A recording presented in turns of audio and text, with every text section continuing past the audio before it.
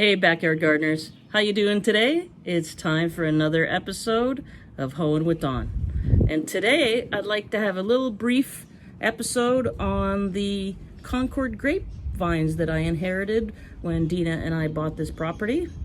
They're very old, they've been here for a long time. And I just wanted to, they're not good eating in my opinion, but they're super good for jam and jellies. So, but my mom seems to like to eat them right off the vine. Not for me though. But I just want to show you an interesting little thing that happens and something that I learned this year. So I hope you could see on these vines, you can see these little pearls.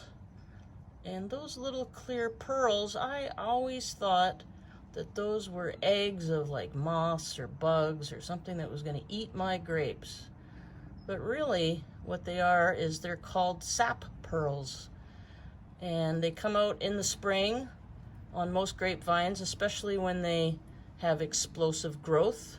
Right in the beginning of spring, they get a nice rain. The vines seem to leak these or push these out. So they're not harmful, nothing to be concerned about. And as you can see, I've already got little baby grapes coming. They're starting to come out. Lots of new growth. So maybe we'll get a bit of a crop this year. These are old vines. You can see they're termite ridden. And I had 3 of them, but one of them died. And I planted this little guy here about 5 years ago. It's a Chardonnay grape, but it's just never done well. That's the second one. Look at how big that root ball is, eh? So yeah, I gotta do a little training here. As you can see, it gets big. There's a big pocket of grapes in there. It gets like pretty crazy, pretty out of control. So you want to trim it back. I don't do it quite as much as like you see in the paintings and on TV of how grapevines are in the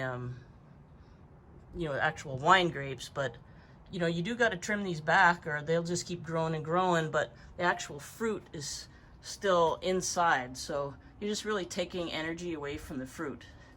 And the same thing is true of most vegetables and fruit plants as well. So hope that helps you out if you happen to try growing grapes. You guys have a great day.